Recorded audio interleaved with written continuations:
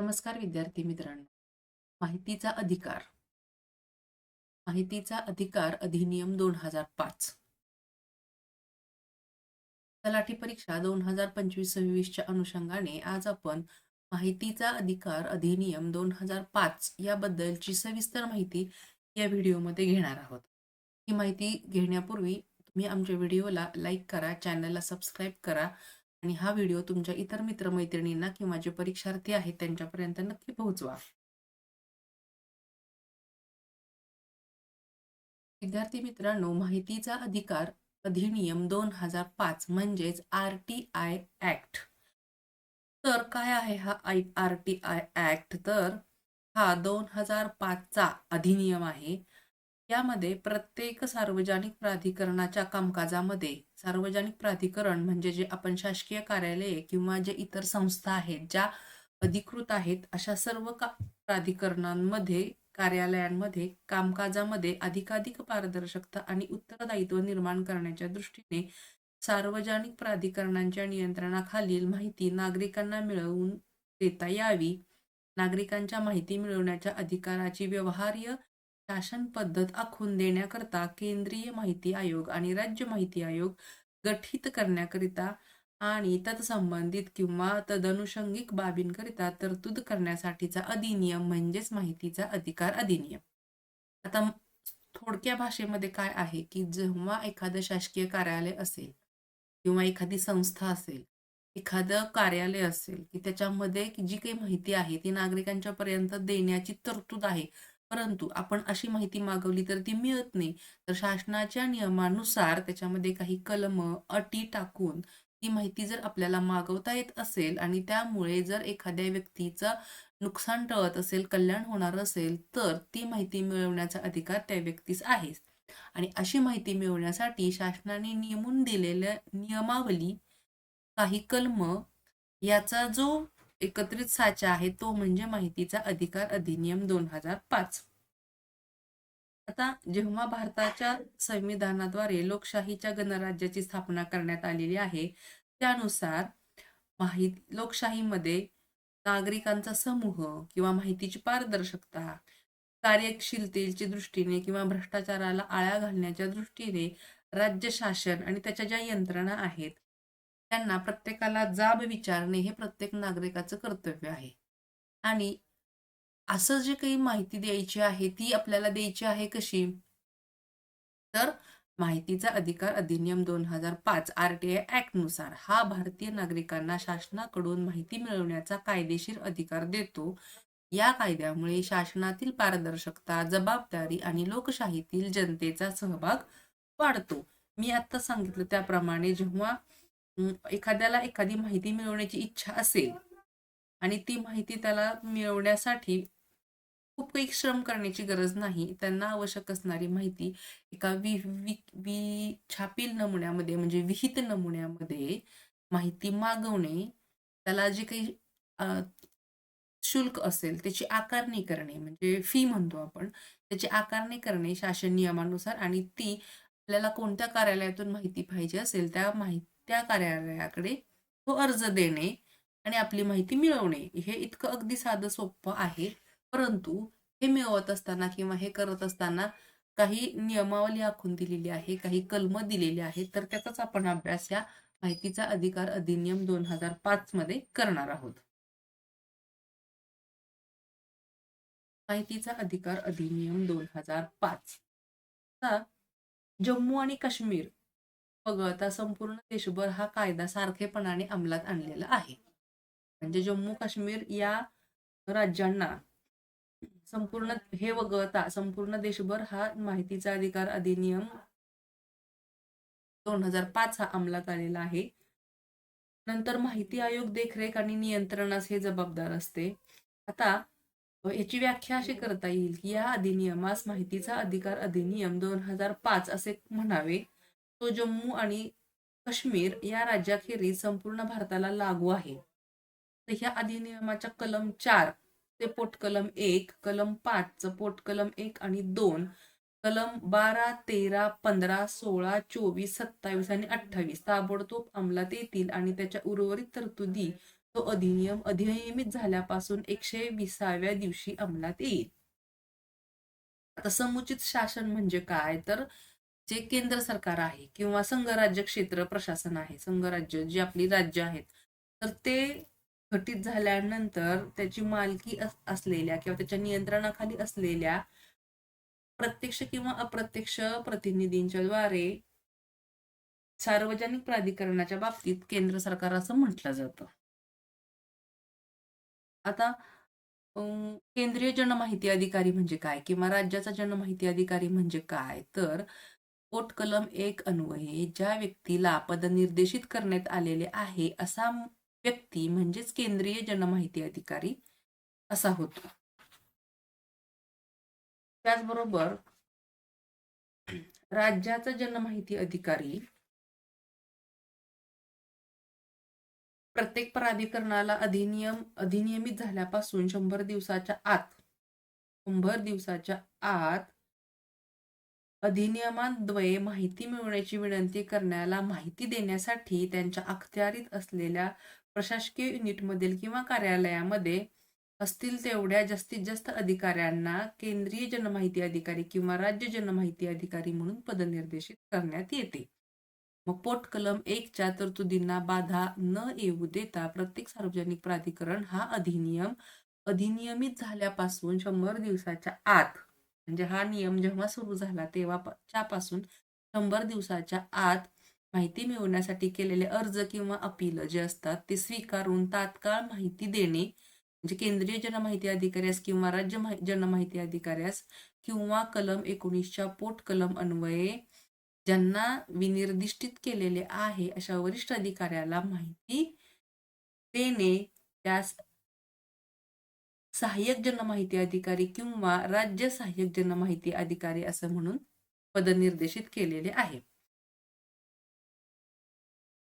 आता असे जे माहितीचा अधिकार अधिनियम 2005 आहे, तर हे सहाय्यक जनमाहिती अधिकारी कुठे नेमायचे असतात, तर एखाद्या सार्वजनिक प्राधिकरणाचा विस्तार एकाच शहरातील अनेक शाखांमध्ये असेल किंवा वेगवेगळ्या शहरामध्ये असेल, म्हणजे एखादी संस्था असेल किंवा सरकारी कार्यालय असेल, तर ते एका शहरात 2 ठिकाणी आहेत किंवा अनेक शाखा आहेत किंवा वेगवेगळ्या शहरामध्ये त्यांच्या शाखा आहेत. तर अशा ठिकाणी सहाय्यक जनमाहिती अधिकारी नेमायचा आहे.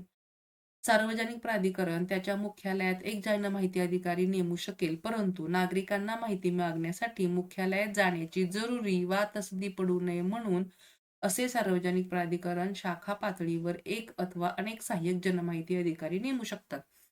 जेव्हा एखाद्या शाखेचा किंवा संस्थेचा किंवा कार्यालयाच्या अनेक शाखा असतील, तर त्या सर्व शाखांचा मिळून एकच जनमाहिती अधिकारी असेल, परंतु लोकांना फार फिरावं लागू नये म्हणून त्या ठिकाणच्या शाखांमध्ये सहाय्यक जनमाहिती अधिकारी नेमणं गरजेचं आहे.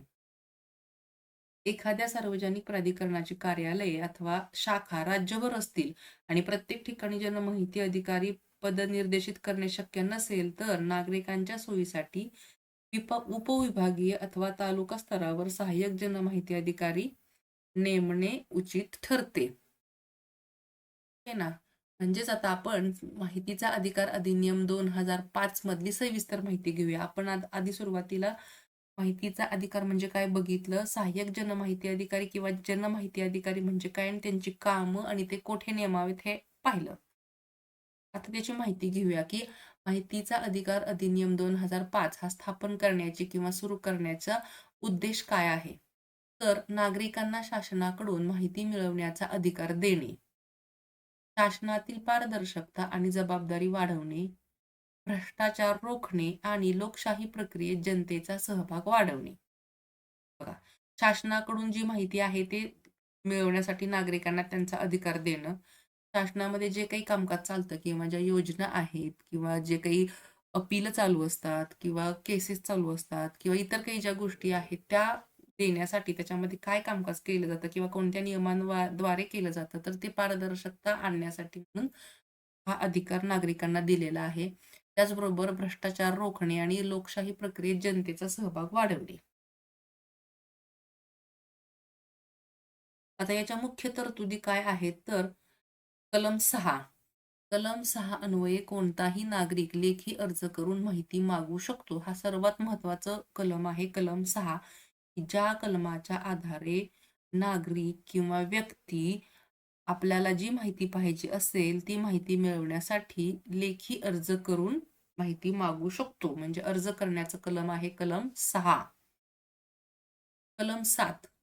मागितलेली माहिती 30 दिवसाच्या आत देणे बंधनकारक आहे. आता एखादा अर्ज आपण जेव्हा करतो, तेव्हा त्या अर्जाला काहीतरी मुदत असली पाहिजे. कारण साधे अर्ज तर सगळेच करतात आणि त्याची माहिती 6-6 महिने, वर्ष-वर्ष मिळतही नाही. परंतु जर माहितीचा अधिकार अधिनियम 2005 अन्वये विहित नमुन्यामध्ये केलेला अर्ज असेल, तर त्या अर्जाला माहिती देण्यासाठी काही कालावधी दिलेला आहे आणि तो म्हणजे आहे 30 दिवसांच्या आत ती माहिती दिली पाहिजे आणि ती माहिती कलम 7 अन्वये देणे बंधनकारक आहे. आता कलम 8. कलम 8 म्हणजे काही माहिती देण्यास अपवाद. आता आपण अर्ज केला आणि काही माहिती मागितली, तर ती माहिती त्या कार्यालयाकडं किंवा शाखेकडं, प्राधिकरणाकडं असेल, तर त्यांनी ती 30 दिवसाच्या आत द्यायची आहे. परंतु जर एखादी माहिती देता येत नसेल, तर अशी माहिती कोणती आहे? तर राष्ट्रीय सुरक्षा, वैयक्तिक स्वरूपाची माहिती किंवा न्यायालयीन प्रक्रिया याबाबतची जी काही माहिती आहे, ती माहिती कलम 8 अन्वये देण्यास नकार देऊ शकतात. ती संबंधित कार्यालय अशी माहिती देण्यास नकार देऊ शकतात. हे कलम 8 नुसार तरतूद ठेवलेली आहे. कलम 19. कलम 19 नुसार माहिती न मिळाल्यास प्रथम अपील आणि द्वितीय अपील करण्याची तरतूद आहे. आता सोप्पा विषय आहे, की जर तुम्ही कलम 6 नुसार एखाद्या कार्यालयामध्ये माहितीचा अधिकाराखाली अर्ज दाखल केला.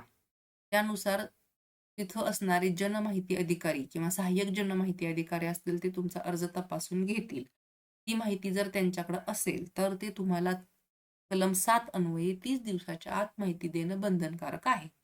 परंतु तुम्ही मागणी केलेली माहिती जर राष्ट्राच्या सुरक्षेसाठी किंवा वैयक्तिक स्वरूपाची माहिती मागितली असेल किंवा न्यायालयीन प्रक्रियेमध्ये बाधा आणणारी माहिती मागितलेली असेल, तर ती माहिती ते तुम्हाला कलम 8 अन्वये नाकारू शकतात. परंतु तुम्हाला माहिती दिली गेलेली आहे, परंतु ती माहिती तुम्हाला पाहिजे अशी माहिती नाहीये किंवा अपुरी माहिती दिली गेली आहे, असं तुम्हाला जर वाटत असेल, तर तुम्ही कलम 19 अन्वये माहितीच तुम्हाला अजिबातच काही मिळालेली नसेल, तर कलम 19 अन्वये ती माहिती तुम्ही मिळवण्यासाठी जनमाहिती अधिकाऱ्यांच्याकडे प्रथम अपील करू शकता किंवा द्वितीय अपील हे माहिती आयुक्तांच्याकडे तुम्ही करू शकता आणि त्यानुसार तुम्हाला ती माहिती मिळवण्याची तरतूद आहे. ह्या मुख्य तरतुदी कलम 6, कलम 7, कलम 8 आणि कलम 19 अन्वये ठेवलेल्या आहेत. आता याला अपवाद कलम 8 नुसार आपण आत्ताच पाहिलं, की राष्ट्रीय सुरक्षेला धोका पोहोचवणारी माहिती आपण कलम 8 नुसार देऊ शकत नाही. वैयक्तिक स्वरूपाची माहिती जी व्यापक जनहिताशी संबंधित नाही, म्हणजे एखादा कर्मचारी असेल आणि त्याची काही वैयक्तिक सेवा पुस्तक किंवा इतर गोपनीय माहिती तुम्ही मागवलेली असेल, की ज्याचा जनतेशी किंवा लोकांच्या हिताशी काहीच संबंध नाही, तर अशी माहिती तुम्हाला मागवता येणार नाही.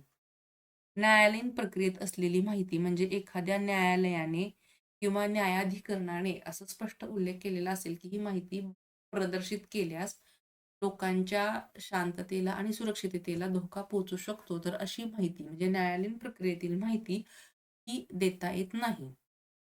व्यापारी गुपिते किंवा गोपनीय माहिती एखाद्या प्राधिकरणाकडे असणारी काही गुप्त माहिती असेल किंवा गोपनीय माहिती जी व्यापाराशी किंवा एखाद्या महत्त्वाच्या देवाण-घेवाण किंवा आवक-जावक अशा गोष्टीशी संबंधित असेल, तर ती माहिती देता येणार नाही.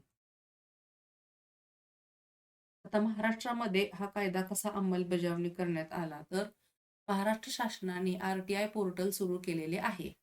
जिथे नागरिकांना अर्ज करणे, अपील करणे आणि विविध विभागाची माहिती मिळवणे सोपे झालेले आहे. म्हणजे प्रत्यक्ष त्या कार्यालयामध्ये उपस्थित न होता किंवा न जाता शासनाने सुरू केलेल्या आर-टी-आयच्या पोर्टलवरती तुम्ही तुमचा अर्ज, तुमचा विषय टाकून, नाव टाकून पाठवू शकता आणि त्यानुसार तुम्हाला त्या संबंधित विभागाकडनं माहिती मिळू शकते.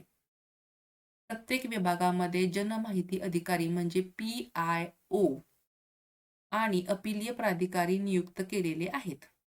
म्हणजे प्रत्येकच कार्यालयामध्ये मी आता सांगितलं तसं जनमाहिती अधिकारी आणि अपीलीय अधिकारी नेमलेले आहेतच. परंतु त्या जनमाहिती अधिकाऱ्यांना मदत करण्यासाठी किंवा माहिती उपलब्ध करून देण्यासाठी सहाय्यक जनमाहिती अधिकारी सुद्धा नियुक्त केलेले आहेत.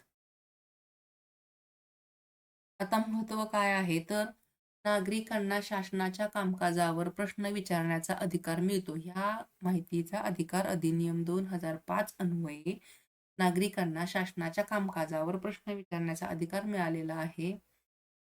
त्यानंतर शासनातील निर्णय प्रक्रिया अधिक पारदर्शक होते.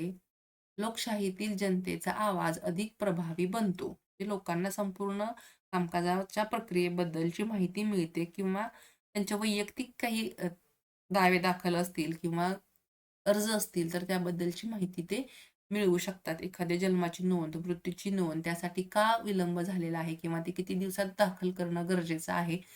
हे जेव्हा तुम्ही माहितीच्या अधिकारानुसार माहिती मागता त्यावेळेला ते तुम्हाला समजू शकतं.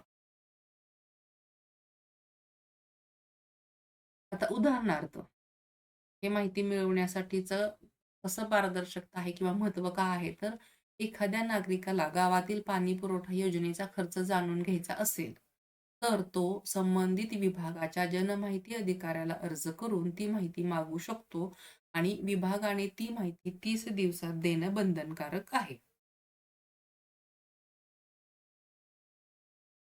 माहिती. आता माहिती मागायची म्हणजे काय करायचं? तर कोणत्याही स्वरूपातील कोणतेही साहित्य असा असून त्यामध्ये अभिलेख, दस्तऐवज, ज्ञापने, ईमेल, अभिप्राय, सूचना, प्रसिद्धीपत्रके, परिपत्रके, आदेश, रोजवह्या, संविदा, अहवाल, कागदपत्रे, नमुने, प्रतिमाने म्हणजे मॉडेल्स, कोणतीही इलेक्ट्रॉनिक स्वरूपातील माहिती. आता माहिती मागवायची म्हणजे काय करायचं? तर आपण मागितलेली माहिती ते अधिकारी किंवा जनमाहिती अधिकारी नेमलेत म्हणून ते तयार करून देऊ शकत नाहीत. माहितीचा अधिकारातील माहिती ATM म्हणजे आहे तशी माहिती, जशी त्या कार्यालयाकडे उपलब्ध असेल, त्याच्या छायांकित प्रती म्हणजे झेरॉक्स प्रती तुम्हाला त्या दिल्या जातात. मग ह्या माहितीमध्ये कसं की अभिलेख म्हणजे जे जुने पूर्वीपासूनचे काही संचिका असतात, पत्रक असतात किंवा जसं की सातबारे उतारे असतात, फेरफार उतारे असतात, जन्म-मृत्यूच्या नोंदी असतात. हे दस्तऐवज, अभिलेख. दस्तऐवजामध्ये तुमचे पूर्वीचे काही दस्त असतील, बक्षीसपत्र असतील, इनामपत्रकं असतील, असं जे काही माहिती तयार आहे पूर्वीपासूनची, तर त्यातलीच माहिती तुम्ही आहे तशी मागवू शकता. माहिती तयार करून देण्याची तरतूद माहिती अधिकार अधिनियम 2005 मध्ये नाही. जे काही आहे ते आहे तशा स्वरूपामध्ये तुम्हाला माहितीसाठी मिळवणे.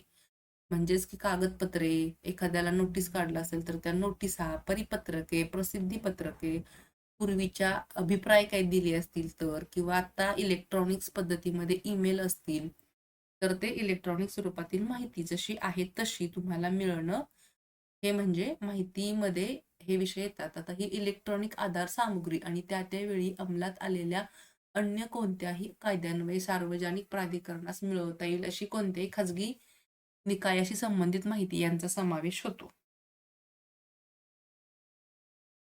अभिलेख. आता अभिलेखामध्ये काय येतं तर कोणताही दस्तऐवज, हस्तलिखित आणि फाईल.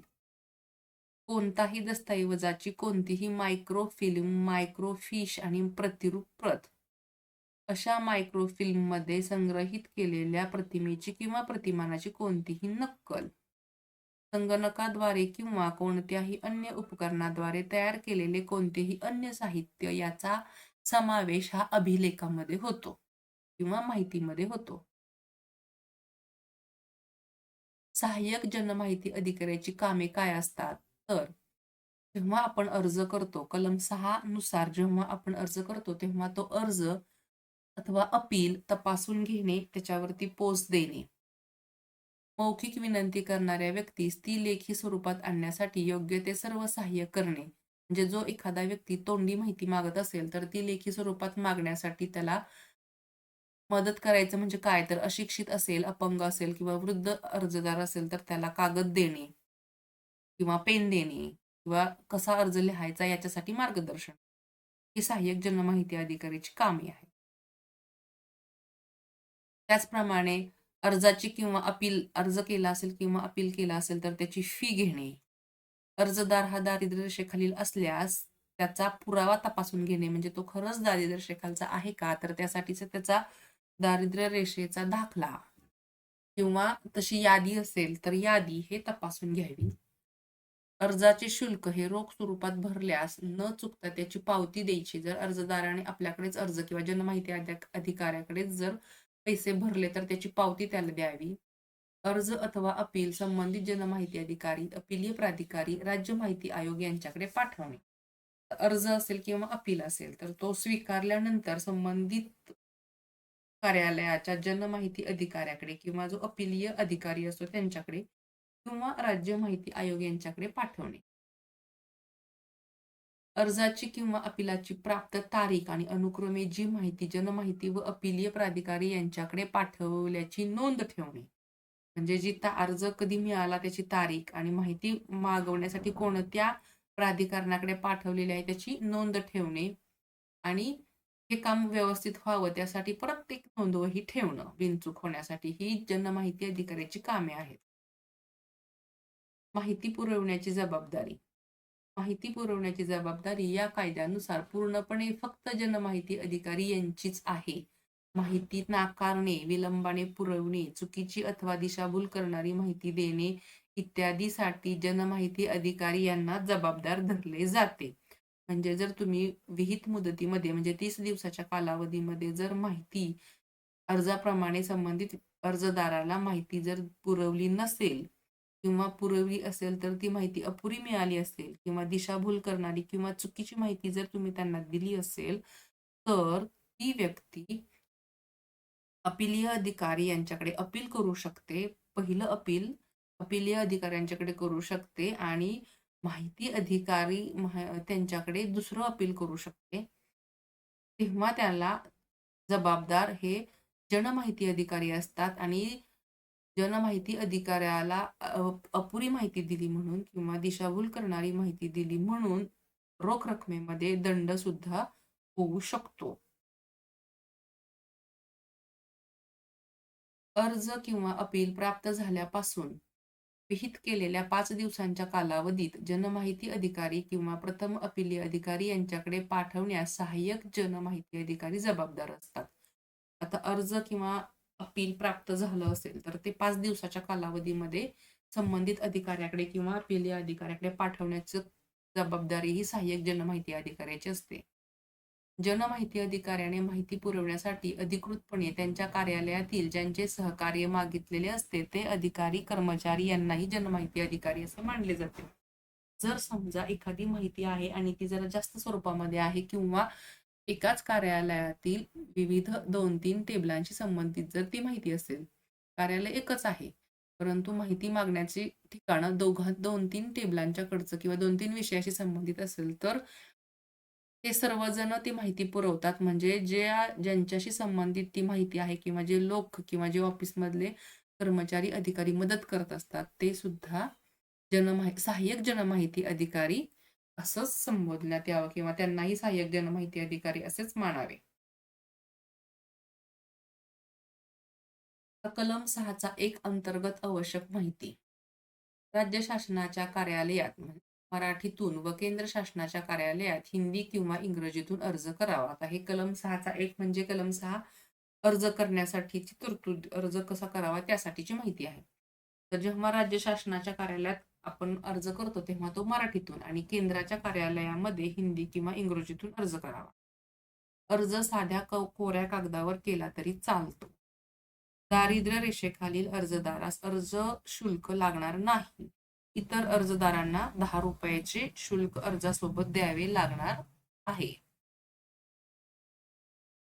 दारिद्र्य रेषेखाली असल्याचा पुरावा अर्जासोबत जोडणं आवश्यक आहे. महाराष्ट्रामध्ये अर्ज शुल्क रोख, demand draft, bankers cheque, court fee stamp यापैकी कोणत्याही पद्धतीने भरता येईल. म्हणजे अर्ज केल्यानंतर 10 रुपयाचा कोर्ट फी स्टॅम्प तुम्ही त्या अर्जाला जोडलात, चिटकवलात तर तुम्ही अर्जाची फी भरली असं ग्राह्य धरलं जातं. नसेल तर रोख रकमेमध्ये पावती घेऊन ते 10 रुपये तुम्ही शासनाला जमा करावेत किंवा डिमांड ड्राफ्ट किंवा बँकर्स चेक या पद्धतीने तुम्ही ती फी भरू शकता. केंद्र सरकारच्या कार्यालयात इंडियन पोस्टल ऑर्डरद्वारे भरता येते. केंद्र सरकारचं जे कार्यालय आहे त्याच्यामध्ये इंडियन पोस्टल ऑर्डरमध्ये द्वारे तुम्ही पैसे भरू शकता. अर्जावर दिनांक, अर्जदाराची सही, अंगठा, पत्ता इत्यादी नमूद आहे का ते तपासणं गरजेचं आहे आणि हे काम जनमाहिती अधिकाऱ्याचं आहे. माहितीचा तपशील वाचण्यायोग्य आणि समजण्यायोग्य आहे का ते तपासावे. माहिती अर्ज लिहिलाय, परंतु जर ती माहिती काय मागितली हेच जर कळत नसेल, तर माहिती देणं शक्य होणार नाही. हस्ताक्षर किंवा जे लेखन केलेलं आहे, ती भाषा आणि ते लिखाण वाचण्यायोग्य आणि समजण्यायोग्य आहे का ते पाहावे. अर्ज प्राप्त झाल्यानंतरची ही कामं आहेत. मागणी केलेली माहिती उपलब्ध आहे का तेही पाहावे. त्यांनी अर्ज केलाय आणि आपल्याकडे जर ती माहिती उपलब्ध नसेल, तर तो अर्ज आपल्याकडे ठेवून उपयोगाचे नाही. संबंधित विभागाकडे तो अर्ज वर्ग करावा किंवा आपल्याकडे माहिती उपलब्ध नाही असं त्यांना कळवावं. माहिती उपलब्ध नसल्यास 5 दिवसाच्या आत ज्यांच्याकडे ही माहिती आहे त्यांच्याकडे तो अर्ज हस्तांतरित करावा. अर्जदारास माहिती टपालाद्वारे हवे आहे का, की स्वतः येऊन घेऊन जाणार आहे ते सुद्धा पाहावे. म्हणजे अर्जामध्ये अर्जदाराने तसं नमूद करणं गरजेचं आहे. मी स्वतः येऊन माहिती घेऊन जाईन. माहिती उपलब्ध असल्यास त्रयस्थ पक्षाची माहिती आहे का ते पाहावे. जर एखाद्या अर्जामध्ये माहिती उपलब्ध आहे, परंतु माहितीची मागणी ही त्या व्यक्तीने स्वतः संबंधात किंवा त्याच्या डॉक्युमेंटच्या संबंधात जमिनी, जन्म-मृत्यू किंवा इतर कोणत्याही आदेश या संदर्भात माहिती न मागता एखाद्या तिसऱ्याच व्यक्तीची माहिती जर मागितलेली असेल, म्हणजे त्रयस्थ पक्षाची माहिती मागितली असेल, तर ती त्या पक्षाच्या म्हणजे त्या व्यक्तीच्या परवानगीशिवाय देता येणार नाही. त्यामुळे आधी ती माहिती उपलब्ध आहे, परंतु त्रयस्थ पक्षाची आहे का किंवा त्या व्यक्तीची वैयक्तिक माहिती आहे किंवा शासनाची माहिती आहे हे तपासणं गरजेचं आहे.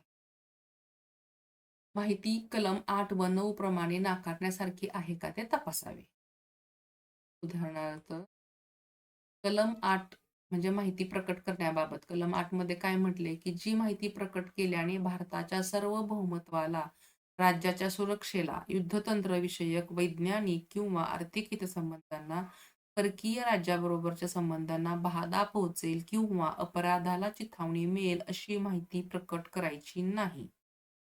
कोणत्याही न्यायालयाने किंवा न्यायाधिकरणाने जी प्रकाशित करण्यास स्पष्टपणे नकार दिलेला आहे ती माहिती प्रकट केल्याने न्यायालयाचा अवमान होऊ शकेल अशी माहिती, व्यावसायिक गुपिते, विदेशी शासनाकडून विश्वासपूर्वक मिळालेली माहिती, जी माहिती प्रकट केल्यामुळे व्यक्तीच्या जीवितास किंवा शारीरिक सुरक्षिततेस धोका निर्माण होईल, अपराध्यांचा तपास करणे किंवा त्यांच्यावर खटला करणे या प्रक्रियांमध्ये अडथळा होईल अशी माहिती कलम 8 नुसार नाकारता येऊ शकते. आता याच्यामध्ये एक महत्त्वाचा विषय असा राहिला, की जेव्हा तुम्ही माहिती मागवता किंवा अर्जदार अर्ज करून माहितीचा अधिकार अधिनियम 2005 मध्ये माहिती मागवली जाते, तेव्हा प्रत्येक पानाला ₹2 प्रमाणे पैसे आकारणी केलेली असते. जर तुमचे 10 पानं झाले असतील, पाठपोट असेल, तर पुढच्या पानाला ₹2, मागच्या पानाला ₹2 गुणिले जे काही तुमचे पेजेस भरतील, त्याप्रमाणे गुणिले 2 करून तुमची रक्कम आकारणी केली जाऊ शकते. A4 साइज कागद किंवा A3 साइज पेपर्स त्या साइजवरती सुद्धा तुमचे पैसे आकारण्याची प्रक्रिया असते. त्याचबरोबर हे रक्कम तुम्ही शासनाच्या खात्यामध्ये किंवा समक्ष जाऊन पावती करून त्या कार्यालयामध्ये भरू शकता आणि तुम्हाला आवश्यक असणारी माहिती मिळू शकते. जम्मू काश्मीर आणि